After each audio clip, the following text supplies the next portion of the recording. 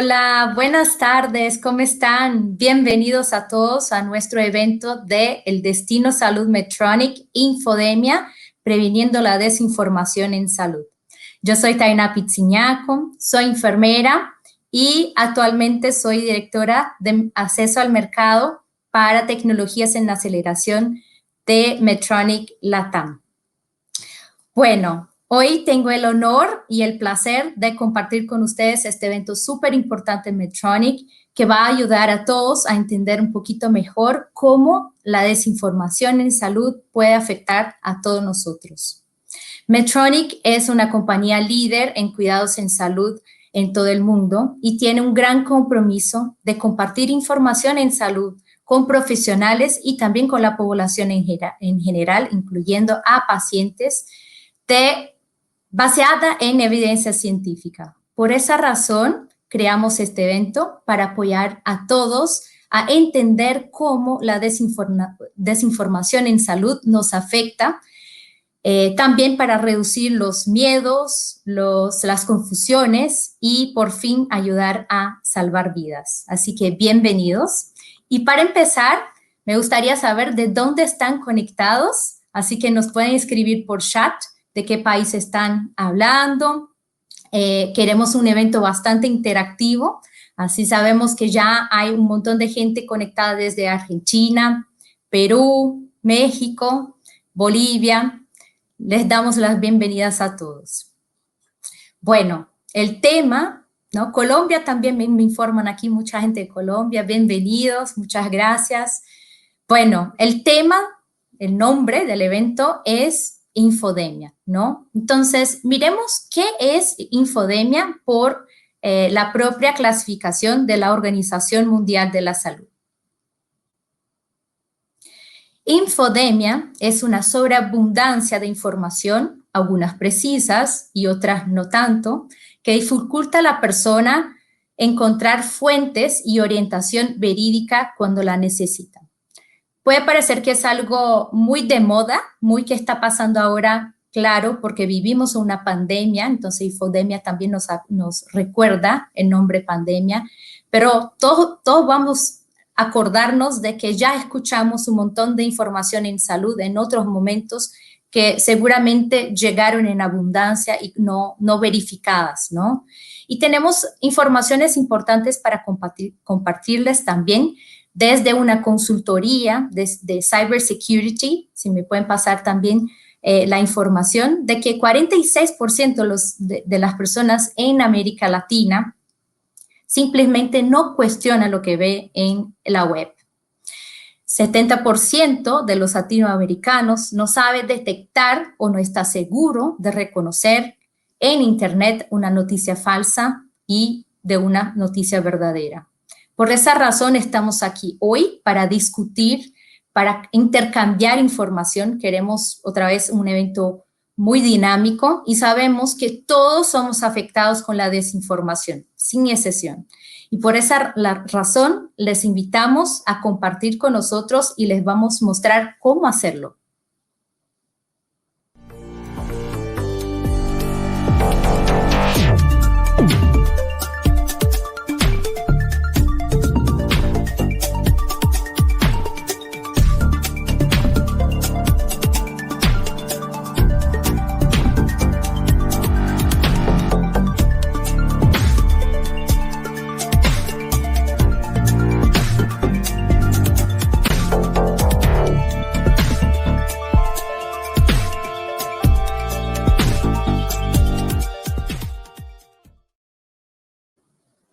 Muy bien, ahora que todos saben cómo participar, les invitamos a enviarnos sus preguntas y también participar del sondeos que vamos a hacer durante esta sesión.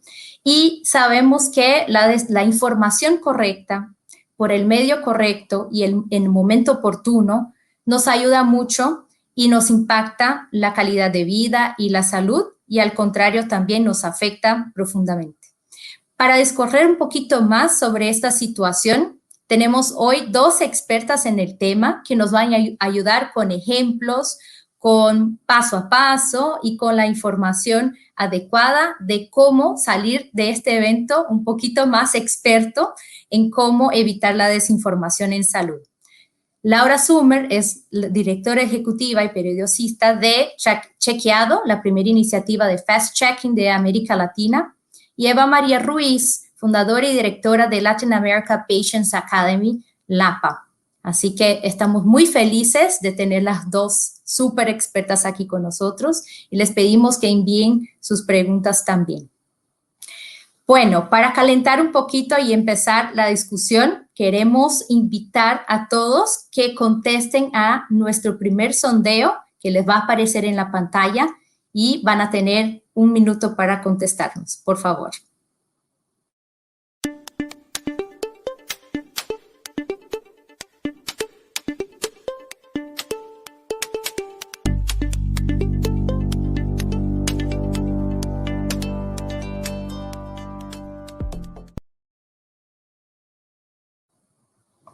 Bueno, ¿cómo estamos en el sondeo?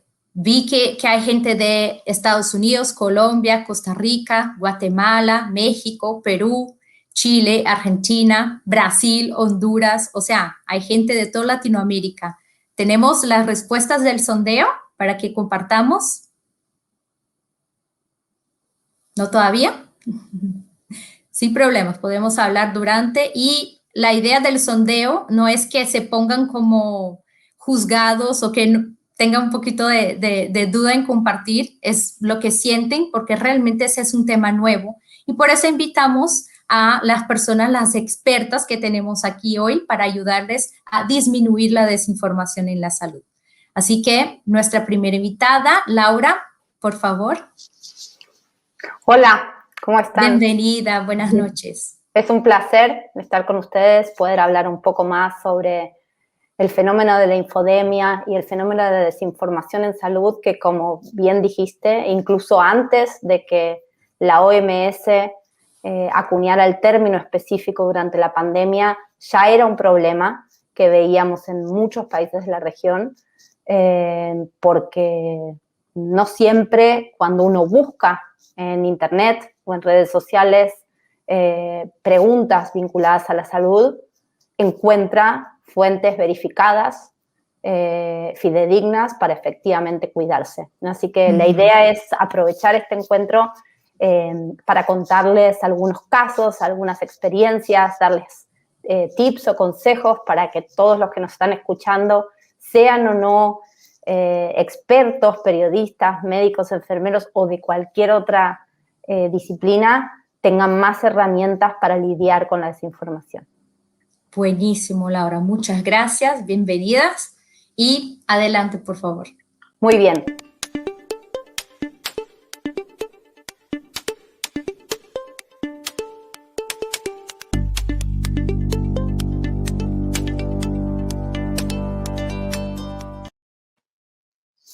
Bueno, voy a compartir mi pantalla, así empiezo con una presentación que preparé especialmente para ustedes.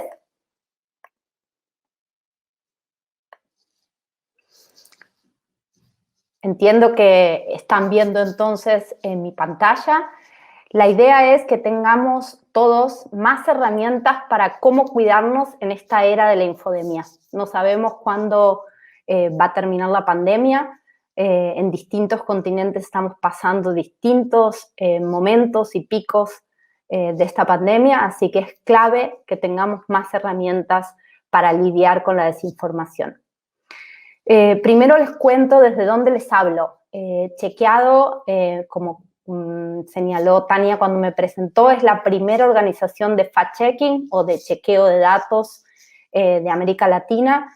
Somos una organización sin fines de lucro que trabaja desde hace más de 10 años para mejorar el debate público, para luchar contra la desinformación, para, como decimos nosotros, subir el costo de la mentira.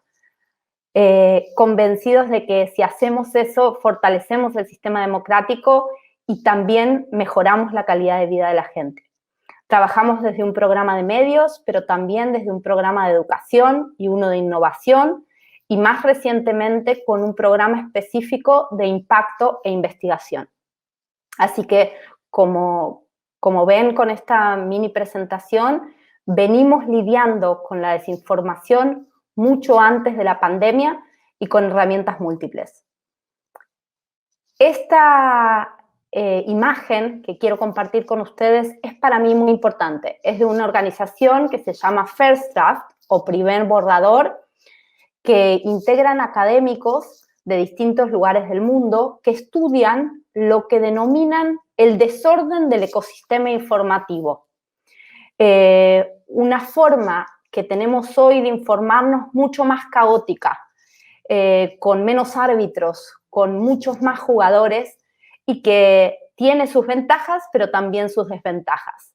En esta imagen lo que ven es una tipología o clasificación que hace First Draft sobre distintos tipos de información. No voy a entrar en detalles porque además estos contenidos van a ser compartidos con ustedes, pero sí quiero que se queden con la idea de que la desinformación no es exclusivamente un contenido absolutamente falso o fabricado de punta a punta.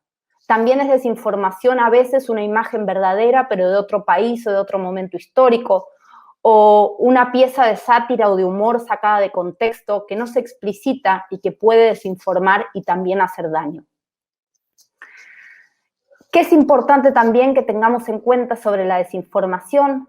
Que tiene posibles efectos diferenciados según el contenido o el tema al que aborde ese contenido desinformante, y que siempre, siempre, siempre cuando estamos ante contenidos vinculados a la salud o a la salud pública, son contenidos o desinformaciones que pueden poner en riesgo la vida.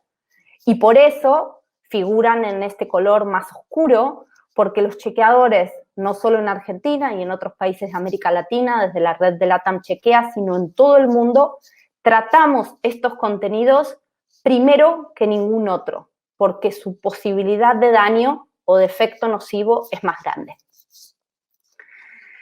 ¿Cuáles son las motivaciones? Muchos de ustedes se preguntarán, bueno, ¿por qué existe la desinformación? ¿Por qué abundan esos contenidos sin verificar? ¿A quién le convienen? Hay distintas motivaciones o posibles motivaciones de la desinformación y del auge de la desinformación. Una tiene que ver con el dinero.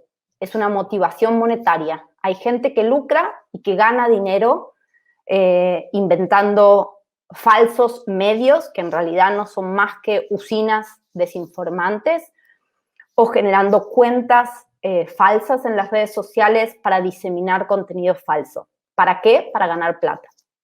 Hay otra gente que lo hace por convicción o por razones políticas, para desacreditar a un político, a una empresa, a un adversario. También por eso existe la desinformación. Pero hay un tercer elemento que es muy importante, creo, para cada uno de ustedes, porque puede ser que ustedes no se dediquen ni a producir contenido en los medios de comunicación o en las redes sociales, ni tampoco se dediquen quizá al sistema político, al sistema de salud pública, pero sí son usuarios que quizá pasan varias horas de su día con un teléfono haciendo así, scrolleando en la red social.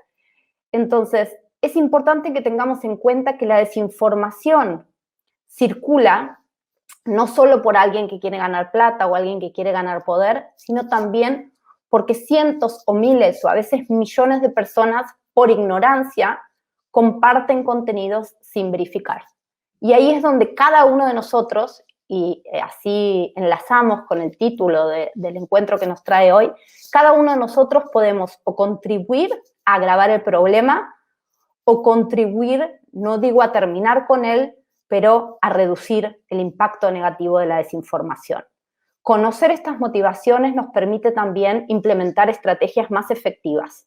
No es lo mismo lidiar con alguien que desinforma a sabiendas que con alguien que, sin darse cuenta, quizá, incluso creyendo que hace un bien, comparte un contenido que en realidad desinforma o no está verificado.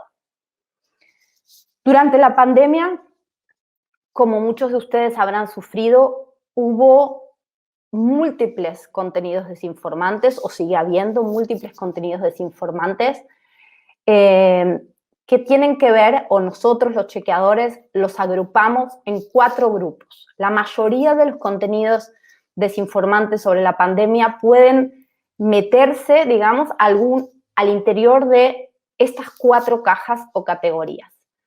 Una primera categoría se vincula con teorías conspirativas sobre el origen del virus. La ciencia ya probó que este virus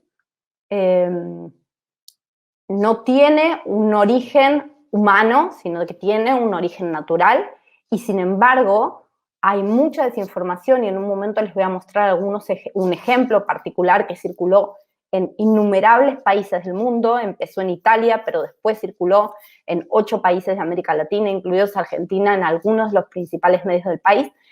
¿Y qué mezclaba o qué mezclan estas teorías conspirativas? Mezclan discusiones de geopolítica global, ¿sí? Algunos decían que el virus había sido creado en China y otros decían que había sido creado en los Estados Unidos. Por eso decimos que la mayoría de estos contenidos son lo que en inglés llamamos disinformation, que es esta información o estos contenidos que maliciosamente se ponen en circulación, con alguien que está queriendo adrede engañarnos.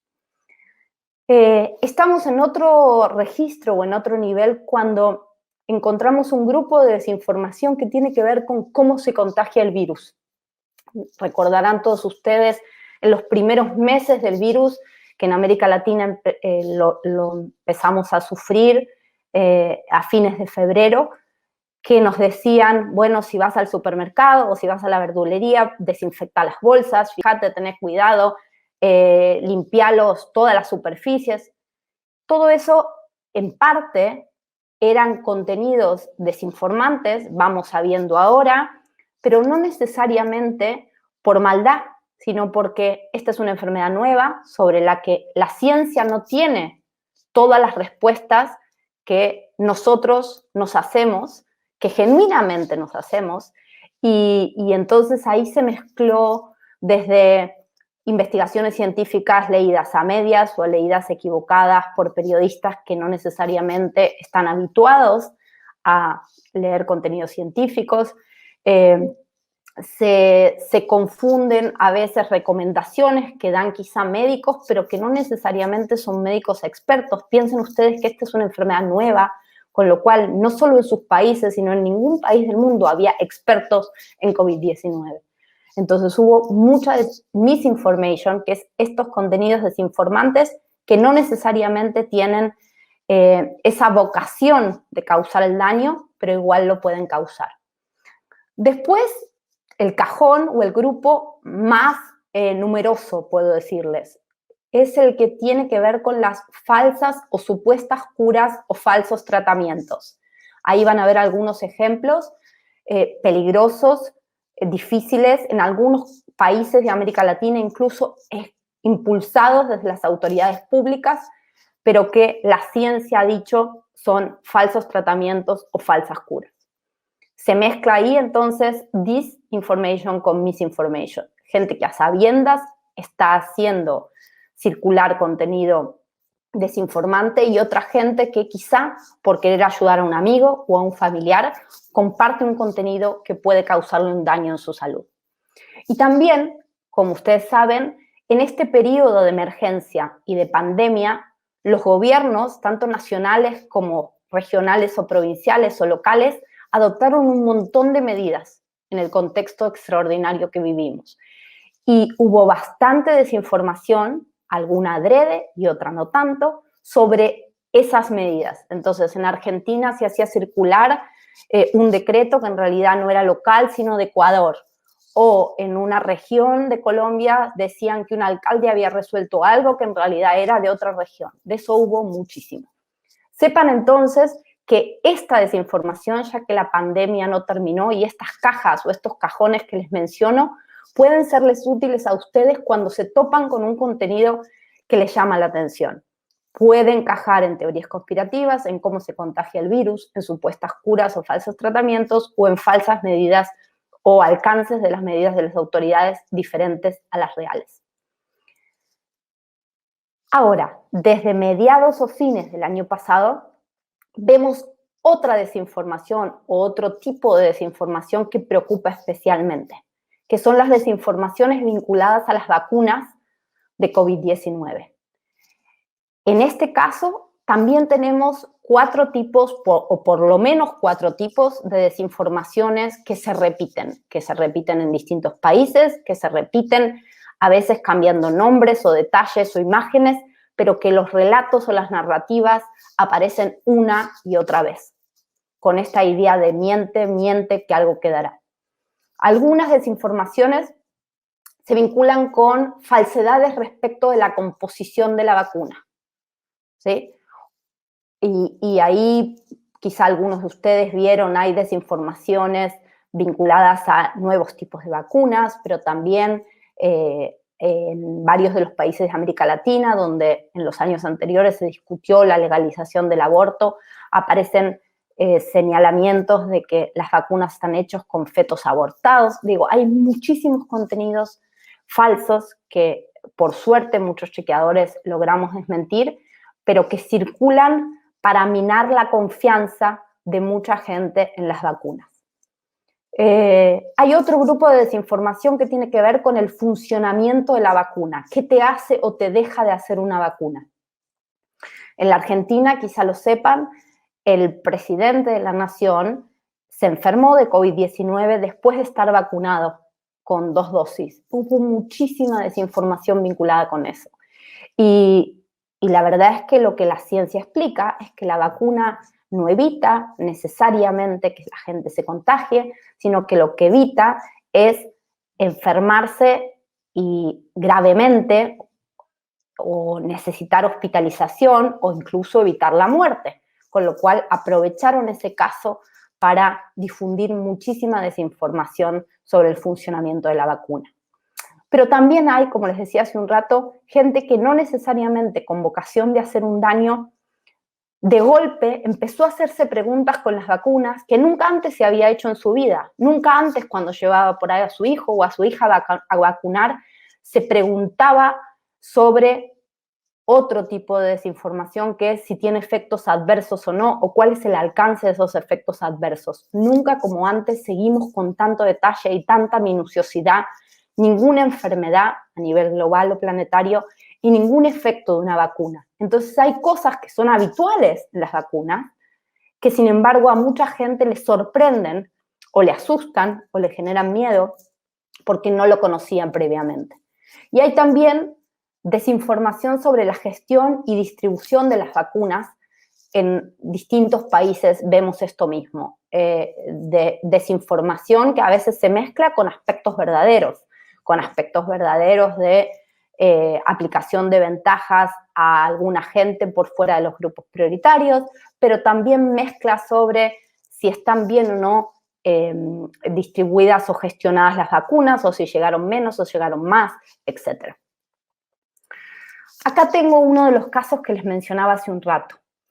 Se publicó en Argentina, en la televisión, en un canal de televisión que se llama C5N, que es uno de los canales de cable más vistos, pero también en algunos de los principales diarios, en Clarín, en La Nación, en Infobae, que son de los diarios más visitados por los argentinos, se publicó esta desinformación sobre el origen humano del virus. ¿De dónde surgía? De un video de 2015 que había publicado la televisión italiana, la RAI, y que no tenía en absoluto, imagínense que si era en 2015, era imposible que tuviera que ver con este virus. Otra desinformación, y es importante que estemos atentos, o mucha desinformación circula por WhatsApp o redes de mensajería instantánea, que es importante tener especial atención. Y en Argentina tuvimos un caso bastante al inicio, en los primeros días de la cuarentena, en marzo del año pasado, que atribuían falsamente a una profesional que es bioquímica de una provincia de la Argentina, que es la provincia de Santa Fe, atribuían un mensaje súper alarmante, que decía en un momento en el que no había problemas con las terapias intensivas ni desabastecimiento en los supermercados, que la gente debía salir a comprar y demás porque casi que venía el fin del mundo.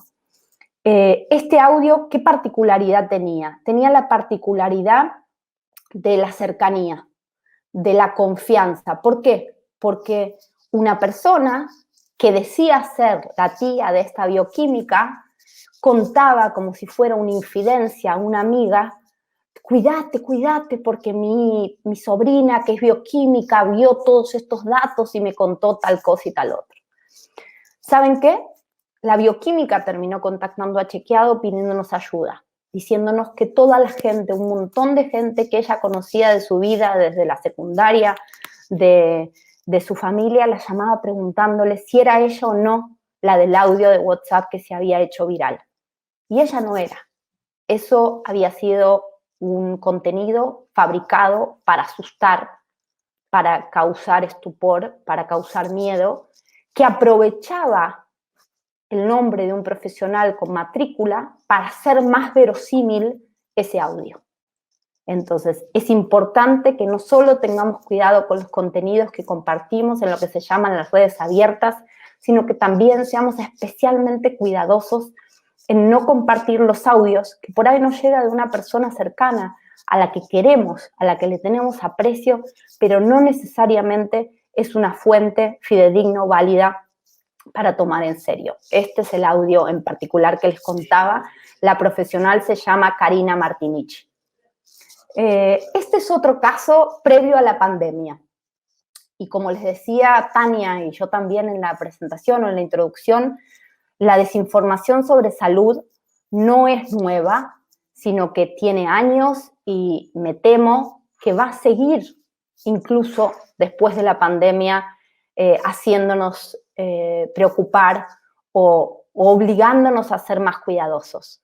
Este es un video que circulaba y circuló muchísimo en Facebook, que básicamente recomendaba que si una persona sufría un ACV, un accidente cerebrovascular, le pincharas con una aguja los dedos de la mano y las orejas.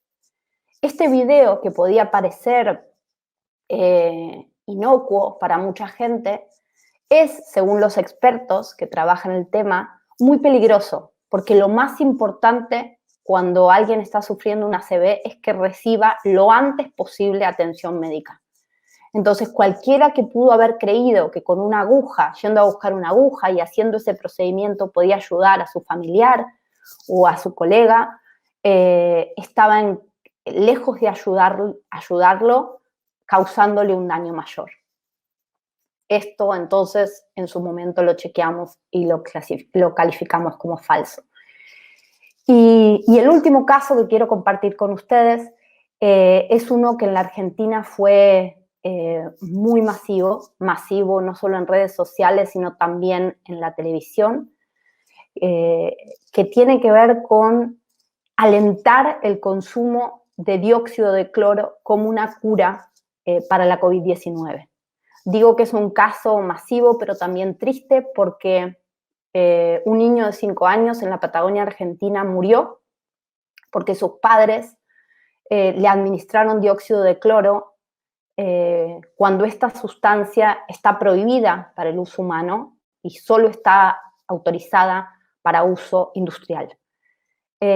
¿Cómo sabemos eso? Porque esos padres, cuando llegaron con su hijo poco antes de morir, le explicaron al médico que los atendió que habían visto en televisión que esta sustancia podía ayudar a su hijo y que en la desesperación se la habían administrado. Es entonces muy importante que tengamos en cuenta que la desinformación no es solo algo que ocurre en las redes sociales, sino que puede tener, sobre todo cuando se trata de desinformación de salud, efectos nocivos reales en nuestra vida. Les había dicho que era la última y me quedaba una más. Este es un bonus track entonces y prometo que es la última.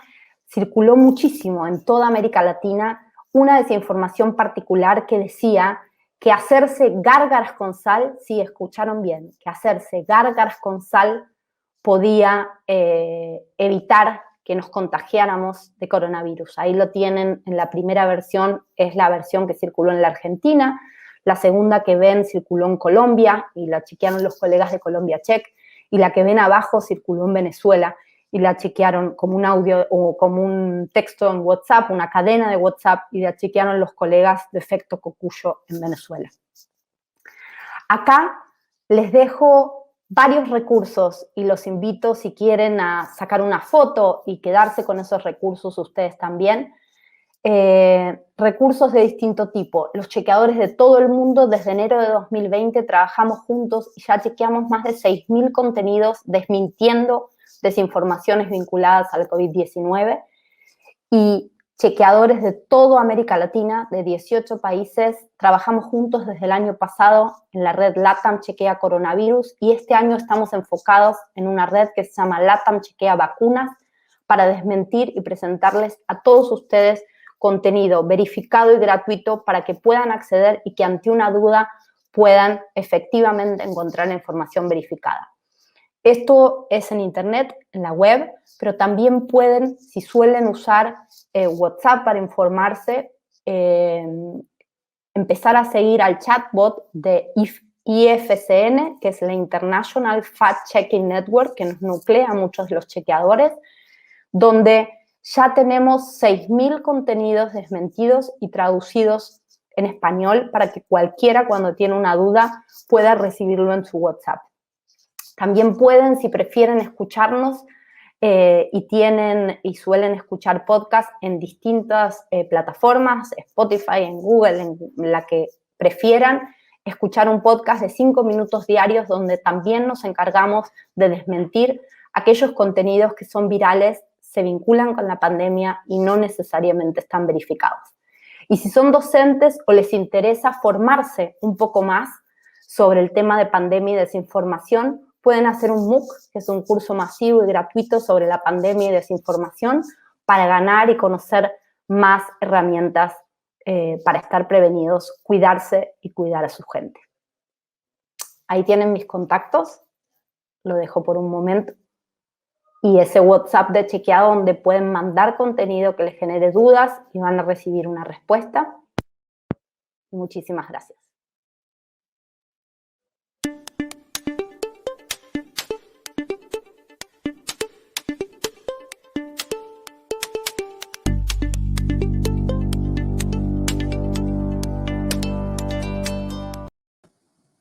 ¡Wow! ¡Cuánta información importante! Mil gracias, Laura, por todo el conocimiento y expertise compartido con nosotros. Creo que salimos todos con muchísimas más herramientas para confirmar, chequear la información en salud que estamos recibiendo.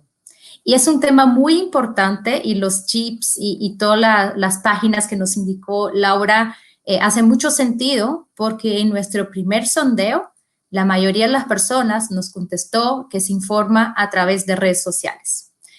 No hay nada de malo con las redes sociales, sabemos que es parte de nuestra vida ahora, pero la cuestión con las redes sociales es que cualquier uno puede postar lo que quiera sin que haya como un chequeo de lo que están posteando, ¿no?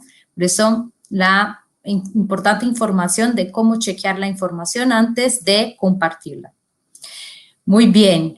Para que estemos listos también para nuestra próxima invitada, les voy a otra vez invitar a hacer nuestro sondeo que va a quedar en la pantalla por un minuto.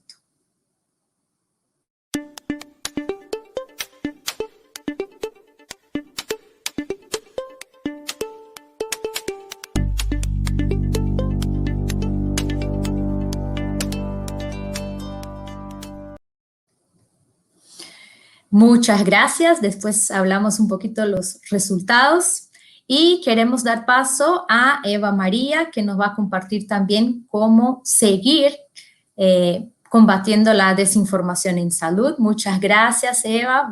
Buenas tardes, buenas noches. Bienvenida. Buenas noches, muchísimas gracias por la invitación. Para mí es un placer y un honor estar con ustedes acompañando este evento y sobre todo ese tan importante tema que hace que tengamos que tener mucho cuidado con la información que tenemos y con la evidencia de la información. Seguro. Muchas gracias, Eva, y bienvenida otra vez, por favor.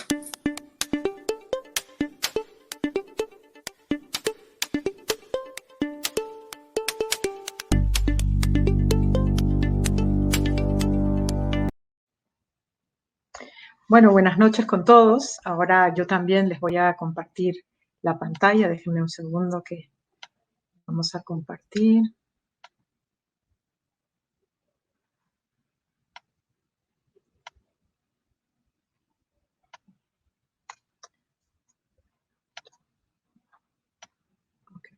Aquí estamos. Bueno, aquí estamos. Bueno, yo voy a seguir hablando de cómo combatir la información errónea y la desinformación en salud. Primero que nada, agradecerles. Yo estoy hablando en representación de Latin American Patient Academy o la Academia Latinoamericana de Pacientes, que es una ONG que trabaja para fortalecer capacidades de pacientes y de organizaciones de pacientes en la región latinoamericana.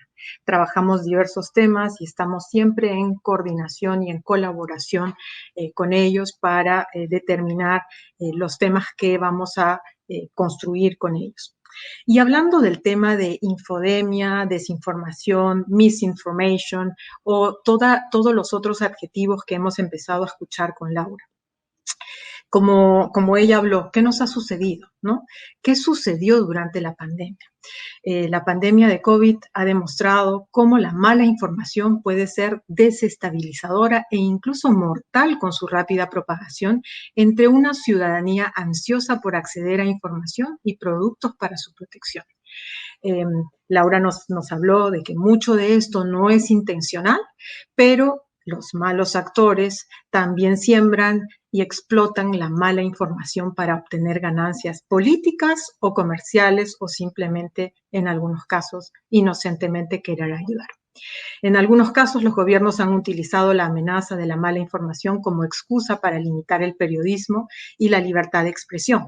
Como tal, la información errónea y la desinformación en salud han entrado firmemente en el léxico internacional de la salud pública. Probablemente el tema y el concepto permanecerá allí, incluso cuando el COVID-19 retroceda. Mientras tanto, proporcionar una información precisa ha sido durante mucho tiempo la misión fundamental para las organizaciones de pacientes, ¿no? A medida de que los gobiernos se muestran más decididos de regular y legislar en este espacio o tomar decisiones potencialmente malas basadas en información inexacta, los defensores de los pacientes pueden y deben ser voces importantes y también habrá oportunidades futuras para que estas organizaciones de pacientes se involucren en la investigación de infodemiología relacionada con las enfermedades que representan. Yo aquí les he preparado esta presentación un poco para darles el bosquejo de lo que estaba pasando y cuando en el momento en el que la OMS empezó a trabajar con los investigadores científicos, con las agencias multilaterales de las Naciones Unidas, con las plataformas tecnológicas, con las autoridades de salud de los países, con los periodistas y con la sociedad civil. Empezamos a trabajar con este tema cuando nos dimos cuenta de que las organizaciones de pacientes tenían muchas dudas, ¿no? Laura nos habló de mucha información que iba circulando el año pasado cuando declaramos la pandemia a nivel global. ¿Y qué hicimos desde el APA para combatir la desinformación? Primero que nada, como siempre, en colaboración y en coordinación, hablamos con los grupos de pacientes y creamos herramientas de respuesta a sus necesidades. En ese momento organizamos algunas reuniones con los líderes de organizaciones en toda la región, en todos los países de América Latina, para ir mirando qué necesitaban y cómo combatir esa información errónea que estaba circulando y que en algunos casos estaba creando problemas para algunos pacientes crónicos que no sabían cómo interpretar toda la información que iba llegando. Entonces construimos un toolkit o una caja de herramientas. Abajo ustedes tienen el link para que puedan mirarla, y también empezamos a trabajar con ellos para poder generar información correcta, y ahí también hay buenos casos y no todo era negro en el tema de la información o el combatir la información errónea. En este momento en Brasil, por ejemplo, una organización de pacientes llamada Vidas Raras creó muy rápidamente una cartilla informativa para los pacientes de enfermedades raras y qué hacer durante el COVID, ¿no? Porque como bien lo dijo Laura también, había información que te decían en un momento no vayas al hospital, en otro momento puedes regresar al hospital. Los pacientes con cáncer decían, bueno, se cancelaron las citas, no podían ir a sus quimioterapias, y ahí empezaron a surgir respuestas desde la comunidad, desde la sociedad civil, para combatir esta información errónea o este caos que se creó en ese momento, ¿no? Hay lindísimos ejemplos que se pueden mostrar, hay cosas que han hecho las organizaciones de pacientes que realmente son dignas de admirar en ese contexto, y evidentemente han tratado de buscar la fuente y la evidencia que dé la buena información para poder ayudar a sus asociados. Ahí yo creo que mucho nos ha servido el tema de la virtualidad. También ha sido un enemigo en algunos casos cuando hemos podido ver que se ha disparado informaciones erróneas, no exactas, inclusive desde los gobiernos. Y si bien este ha sido un problema creciente, es igualmente importante que no exista una reacción exagerada sobre la mala información o la información engañosa, ¿no? Yo creo que ahí tenemos que mirar un poco que la desinformación no debe utilizarse como excusa para limitar las libertades de expresión, de periodismo u otras formas de expresión existentes. Cuando la información se vuelve artificialmente limitada, altamente regulada o escasa, la salud pública se pone en riesgo, y eso es algo que tenemos que cuidar, ¿no? Y sobre todo que tenemos que vigilar. Las organizaciones de pacientes han estado a la vanguardia de la educación de sus comunidades desde mucho antes que exista el COVID, y particularmente cuando habían reclamos específicos, ellos han verificado y han impactado directamente en su comunidad para dar la buena información. En algunos casos, estos defensores están bien posicionados para acompañar y combatir esta desinformación, y pueden ser una voz de razón cuando las autoridades reaccionan de forma exagerada en algunos casos en la información errónea y en su difusión.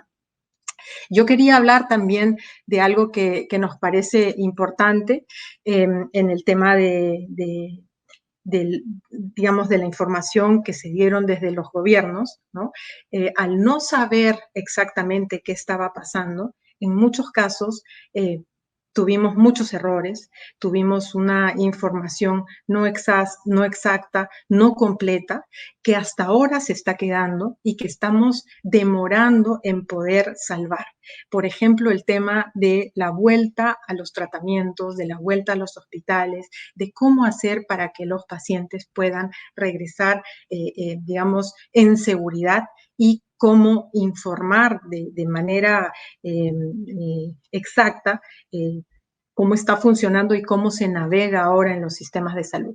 Mucho ha cambiado a partir de la pandemia, mucho ha cambiado también, y mucho hace la primera información que uno recibe, sobre todo en el tema de la comunidad de adultos mayores y de personas que al ser bastante menos flexibles con las redes sociales, les llega la primera información y en muchos casos se la creen, ¿no? Entonces ahí hay un trabajo grande que hacer, un trabajo muy, muy delicado y un hilo muy, muy difícil de tejer, y yo creo que ahí también la comunidad tiene que seguir ayudando. Laura nos ha dado excelentes ejemplos y unos tips maravillosos para poder acompañar e identificar la buena información de la mala. Por favor, no compartir lo que no están seguros es de real evidencia, no compartir información que ustedes no conocen o que no han comprobado. Para eso están los sitios que chequean este tipo de información, y no usen el WhatsApp como un medio de tener información correcta. Hay revistas indexadas en el mundo, hay mucha información que tiene buena fuente y buena calidad de evidencia, que tenemos que saber mirar y reconocer. Y ahí para eso están estas herramientas también, para enseñarnos a usar la buena información, para enseñarnos a compartir la buena información y a identificar la mala y también poder luchar y ayudar a más personas a poder tener, digamos, la buena fuente, ¿no?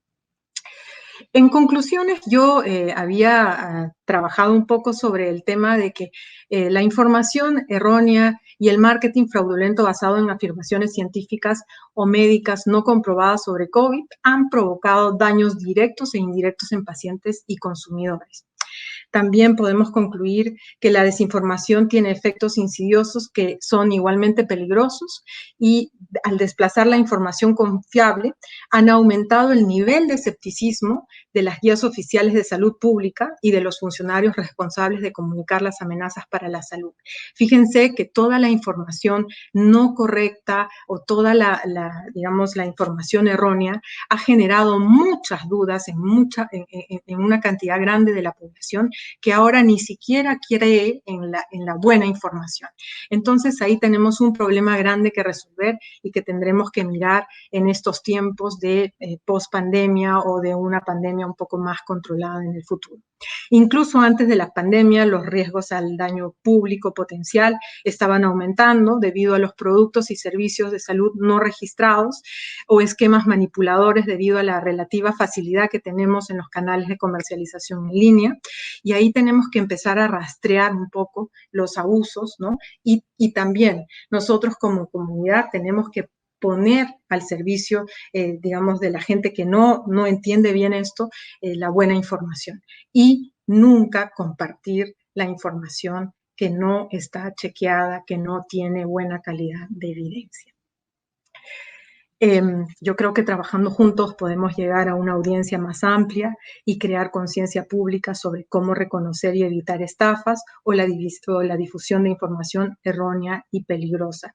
Y esto es una tarea de todos en comunidad, ¿no? Entonces, actuemos todos para evitar la desinformación, para no compartir información errónea y para tratar de trabajar siempre basados en la evidencia, en la ciencia y en toda la información que tiene buena fuente y buena calidad de fuente, ¿no? Muchísimas gracias.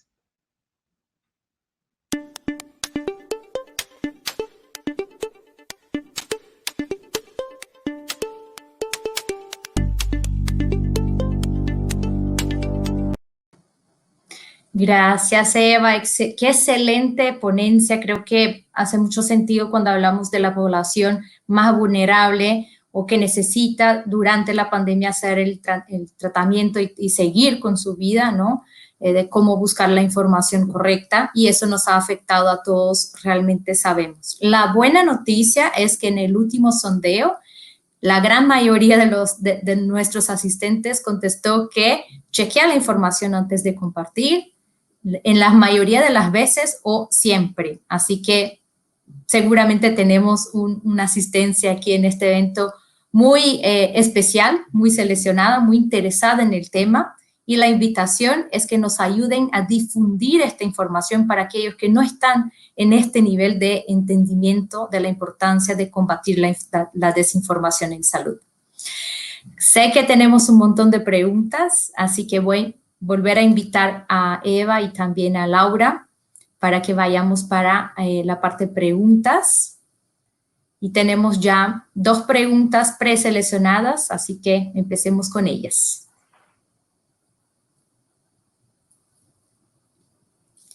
Bueno, a ver aquí que ya me salió, perdón. Bueno, hay una pregunta de la audiencia que es: en Chile hay una candidata constituyente y es decir que para integrar el grupo que elaborará la nueva constitución del país, sostiene públicamente la teoría conspirativa y llama a no vacunarse. ¿Crees que debería ser vetada para integrar este grupo? Empecemos con Laura. Laura, ¿cuál es tu opinión? Bueno, como decía cuando presenté Chequeado, nosotros trabajamos en aportar datos e información verificada para fortalecer la democracia. y en línea con lo que planteaba Eva, no creemos que la restricción de las opiniones o de los planteos que hagan las distintas personas, por más de que puedan hacer daño, tienen que ser cercenadas o cercenadas ex ante, ¿sí? ¿Esto qué quiere decir? Hay que generar buena información, dar información de contexto, como decía Eva, trabajar articuladamente, ser más hábiles en generar formatos y narrativas igual de atrapantes que los que generan los que desinforman, pero no necesariamente tapándole la boca a aquellos que no nos gustan, vamos a tener una mejor democracia. De acuerdo. Eva, ¿quieres complementar algo? Bueno, yo creo que es importante empezar a darnos cuenta de que tenemos en el ecosistema de la información cosas buenas y cosas malas, ¿no? Y ahí tenemos que empezar también, igual que cuando tomamos decisiones y cuando hacemos las cosas, hacer las cosas bien, ¿no? Y en ese sentido, creo que ahí, por ejemplo, los políticos, cuando quieren realmente el bien común y trabajar por la población, evidentemente tienen que hacer las cosas bien y tienen que decir la verdad. Y es ahí donde yo creo que tenemos que trabajar mucho más y que los constituyentes, nosotros, las personas, empezar a también saber escoger y saber elegir, ¿no? Si hay gente como en la pregunta de la persona de Chile, que hay una persona que está lanzándose de candidato que no está diciendo la verdad, entonces si ahora, antes de ir al gobierno o al Congreso, está mintiendo, lógicamente vamos a ver que también en el futuro va a pasar, ¿no? Entonces, es ahí donde tenemos que empezar a saber también diferenciar y tener y usar el sentido común, ¿no?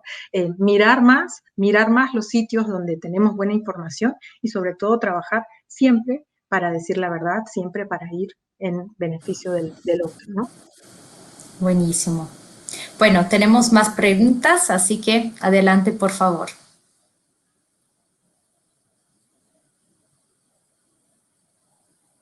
¿No? Bueno, pregunto yo entonces. Bueno, sabemos que nos enfocamos mucho en el tema de COVID, que está, bueno, no podemos decir que no está actual, ¿no? Entonces, ¿qué creen ustedes que después que ojalá pase toda la pandemia, va a pasar con el tema infodemia? ¿Cómo vamos a seguir monitoreando y combatiendo la desinformación? Miren, desde una perspectiva de educación, yo creo que tenemos mucho todavía por trabajar. Esto no es solamente un fenómeno que ocurrió con la pandemia, bien lo dijo Laura, ella trabaja hace más de 10 años el tema, ¿no? Entonces, no es una cosa que salió hoy, salió mucho más hoy porque teníamos un problema en el que todo el mundo se enfocó. Y ahí nos dimos cuenta de que había mucha información circulando y circulando mal, ¿no? Yo creo que en el futuro tenemos que seguir trabajando para reconocer la buena y la mala información. Y esto, yo lo mencioné al principio, tenemos que seguir investigando la infodemiología, ¿no? Que será una nueva corriente, ¿no? En donde tenemos que trabajar y empezar a ser los gestores de buena información. De hecho, la OMS está lanzando un curso para gestores de buena información que creo empieza en junio, de tal suerte que hay mucho pasando también en ese sentido para profesionalizar a las personas y poder entender bien de qué se trata este tema y cómo trabajarlo y ayudar también a que no exista, ¿no? Eso nunca va a pasar, siempre va a existir, siempre va a haber esta situación, pero hay que saber diferenciar, ¿no? Sí, totalmente. Coincido con Eva en que la desinformación y la infodemia existe, llegó para quedarse, que vamos a generar distintas herramientas, ojalá más eficaces, pero igual que con el ser humano, antes de las redes sociales, antes de Internet, existían las campañas de propaganda y de falsedad. La mentira es parte de la historia de la humanidad y va a seguir. Entonces, lo que tenemos es que desarrollar herramientas que sean eficaces para, como decía la audiencia al inicio, para la manera en la que hoy consumimos contenidos informativos. Antes, quizá, cuando yo era pequeña, la familia se sentaba a ver el noticiero, o los adultos de la casa, mientras nosotros dibujábamos algo, jugábamos, se sentaba a informarse, a ver el noticiero. Ahora eso no pasa. Ahora tenemos un teléfono y mientras estamos mirando la foto de una amiga o pidiendo un turno al dentista de un hijo o lo que sea, se nos topa algo que se presenta como informativo y no necesariamente lo es. Necesitamos desarrollar herramientas y habilidades que antes quizá no eran necesarias, porque en el momento que nos disponíamos a informar era como si activáramos nuestra cabeza en modo información. Y ahora muchas veces nos aparece contenido disfrazado. Y si quieren, no lo sé, pero si quieren, hay consejos prácticos, específicos que yo les puedo compartir. No sé si tenemos tiempo o no, Tania, en eso guíame vos. Pongamos los top 5 para ayudar, porque también queremos hablar un poquito aquí de las evidencias, ¿no? No, bueno, entonces voy muy rápido. Lo primero de consejo es, si algo les sorprende mucho, les causa especial bronca, especial tristeza, duden más, ¿sí? Si algo se los mandó su primo, su tío, su tía, y no está en ningún otro lado, es la super primicia mundial global, desconfíen, porque si es algo súper relevante, no va a estar solo ahí en su grupo de WhatsApp. Lamento decirles, pero nadie es tan especial de que se va a enterar de eso, y si pasaron 5 minutos y no está en otro lado, tienen que descartarlo y no confirmarlo. Tengan también en cuenta, y lo decía recién, estos falsos medios, que en realidad se disfrazan de medios informativos, igual que pasa con las revistas científicas, y creo que Eva de eso sabe más que yo, que son en realidad falsos medios, que utilizan el formato, las formas de un medio informativo, pero en realidad lo que están generando es contenido basura. Tengan preciso y atención a los logos, a las identidades. A veces cambian una letra de ese medio con el que ustedes suelen informarse. A veces cambian el final de un sitio web. En vez de decir .com, dicen .org, y así nos engañan. Tengan atención a esas cosas. Tengan también, y con esto los dejo, atención con las imágenes. Las imágenes suelen ser muy efectivas para desinformar, porque nosotros como humanos solemos compartir más imágenes que texto. Entonces, antes de compartir una imagen, es también importante que ustedes chequeen, se aseguren que esa imagen corresponde al evento que se refiere. Hay herramientas gratuitas, herramientas en las que no necesitan ser ni expertos periodistas, ni súper detectives. Pueden desde el celular verificar lo que se llama búsqueda inversa de imagen, y lo que le muestra esa búsqueda inversa es la primera vez que se publicó en esa imagen. A veces van a descubrir que no es de América Latina, sino de Asia, o no es de 2021, sino del 90 y pico. Entonces, atención con todo eso. Hay una lista de consejos que estoy segura de Medtronic, que no nos da ahora el tiempo, pero que Medtronic va a poder compartir con ustedes. Hay 10 consejos que yo seleccioné para ustedes. Eso sigue, ¿no? Después de esta charla vamos a seguir con la información, porque, claro, la desinformación no se combate en una hora, ¿no? Pero un punto importante que creo que a todos nos llegó: antes no nos llegaba desinformación con la cara científica, ¿no? Así como este artículo te dice eso, salió en este periódico importante. Eva, ¿cómo no dices cómo podemos de verdad saber si la evidencia es buena, no es buena, es real, no es real? Como bien lo dijo Laura, ¿no? Tenemos que mirar la calidad de la evidencia y, por ejemplo, si hay un artículo que no cita fuente, tenemos que tener cuidado, ¿no? Y si cita una fuente que no está verificada o que no es una revista indexada, también hay que tener cuidado. Por ahí hay muchos editoriales que se leen, que se escriben y que realmente son interesantes, pero que a veces la información que se da en esos editoriales no es información correcta, ¿no?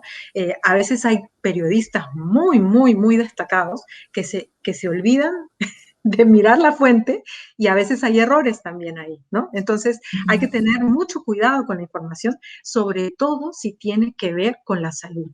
Ahí hay mucho más riesgo de tener un problema de muerte, ¿sabes? Daños personales, en fin, es un tema muy complicado y por eso es que la OMS se ha preocupado tanto de este fenómeno ahora, mucho más que antes, porque se han dado cuenta que han habido problemas con la hidroxicloroquina, con muchas cosas que habían, o sea, alguien decía que esto era para curar el COVID, entonces desaparecía de las farmacias, muchos pacientes no han tenido sus medicaciones porque ha habido acaparamiento de productos, en fin, ¿no? Entonces hay que tener mucho cuidado de la fuente, porque inclusive los gobiernos se equivocaron esta vez, ¿no?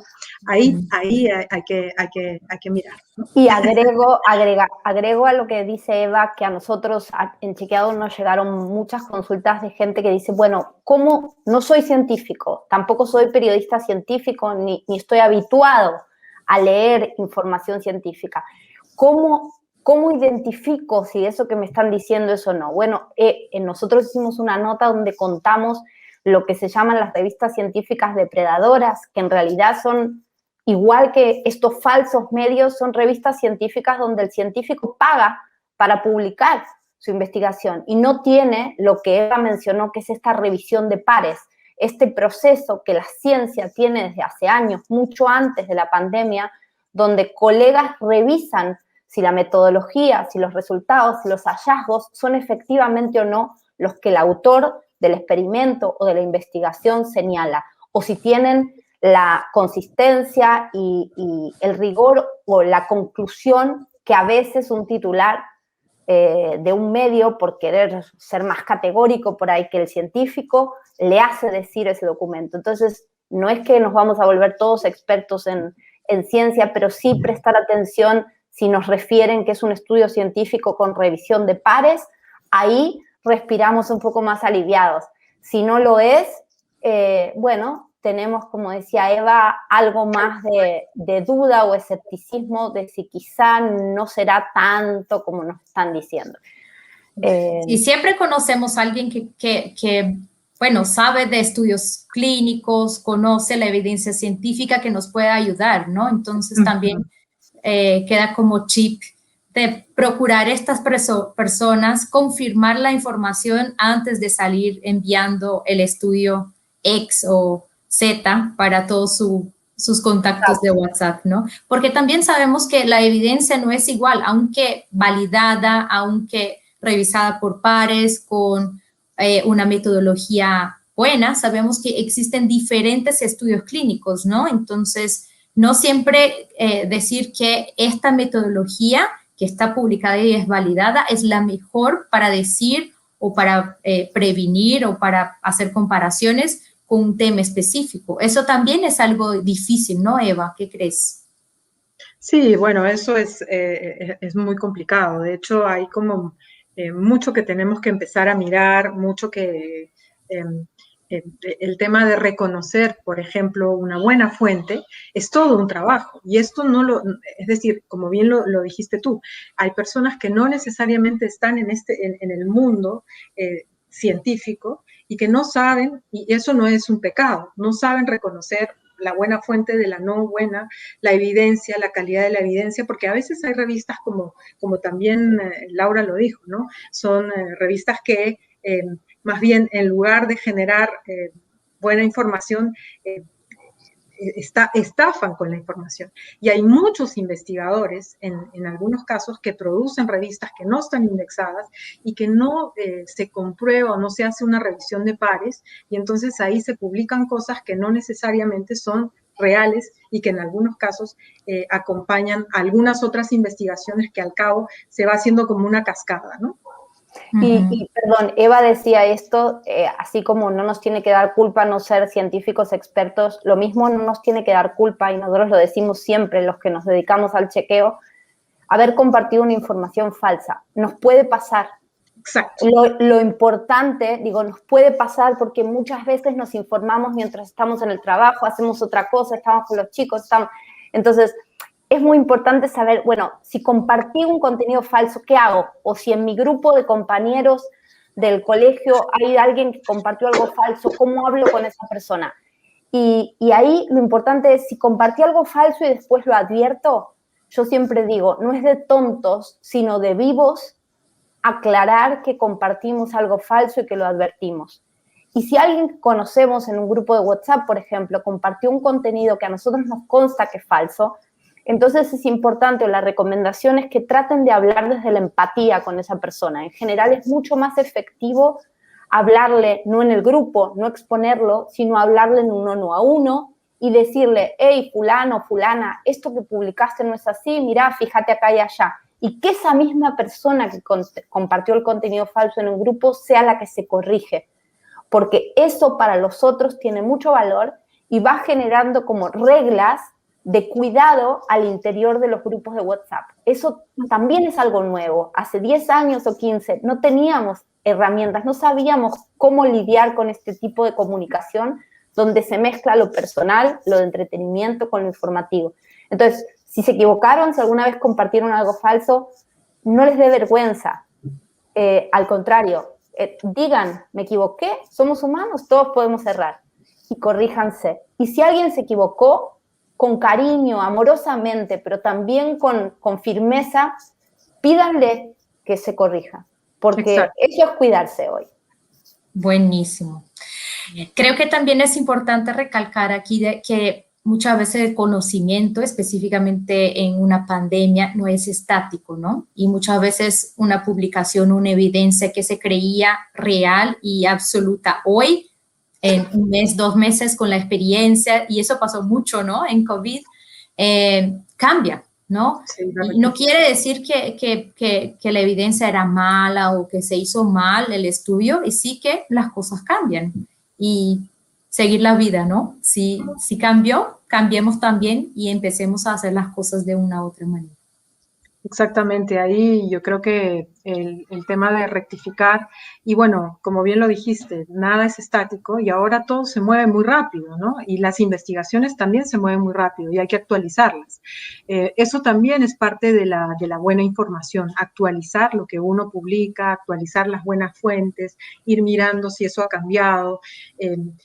Yo les digo, en la caja de herramientas que producimos para el COVID, estamos actualizándola porque hay muchas cosas que están saliendo y que hay que remirar, repensar y volver a hacer para que todo sea información que sirva, ¿no? Bueno, Entonces, el tema de cómo se transmite, ¿no? Y los aerosoles, y que antes creíamos que eran gotas grandes y no, bueno, era la mejor evidencia disponible en ese momento y hoy cambió y tenemos otra.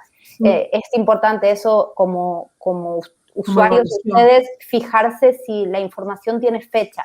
Es una buena práctica si ustedes son comunicadores o periodistas que en medio de esta pandemia pongamos fecha de cuando estamos publicando para que también los usuarios puedan saber, bueno, esa por ahí era la mejor evidencia en ese momento, no es que te quise engañar, es que eso era lo que se sabía entonces, pero también tenemos esta como responsabilidad de cuando la evidencia que cambia, bueno, dar cuenta de eso, ¿no? Exacto, totalmente. Ahí tenemos que ser igual de flexibles y también igual de dinámicos, ¿no? En el sentido de cómo está cambiando y cómo está yendo el mundo tan rápido. Y en esto de la investigación clínica, en todo el tema de científico, sobre todo en el tema médico clínico, hay mucha evidencia que está cambiando en meses, ¿no? Entonces ahí también hay que tener mucho cuidado con lo que uno dice, mucho cuidado con lo que uno miró o mandó, que podría ser evidencia del año 1995, que en el 2021 ya no es información segura, ¿no? Perfecto. Mi gente, ha volado el tiempo. Sé que hay un montón de preguntas. A mí me pareció que voló y sé que es un tema súper importante, que la gente sigue con preguntas, así que les estimulamos a seguir enviándonos las preguntas. Vamos a seguir enviando contenido para todos los que se conectaron. Queremos agradecer a todos los que se conectaron desde Estados Unidos, Colombia, Costa Rica, Guatemala, México, Perú, Chile, Argentina, Brasil, Honduras, Panamá, Nicaragua, República Dominicana, es decir, todo Latinoamérica. Fue una tarde muy agradable. Ojalá que ustedes también lo tengan disfrutado. Queremos agradecer la compañía y la participación también. Recordar que nos sigan en las redes sociales de Medtronic, que estamos en LinkedIn, Facebook, Instagram y Twitter. todos como Medtronic Latam, y claro, invitar a todos de que juntos podemos combatir a la desinformación. Les agradezco, Laura, Eva, muchísimas gracias por todo el compartido, y a todos una buena noche, una buena tarde, que descanse y nos vemos pronto. Un lujo para nosotros estar aquí. Gracias. Gracias. Muchas gracias.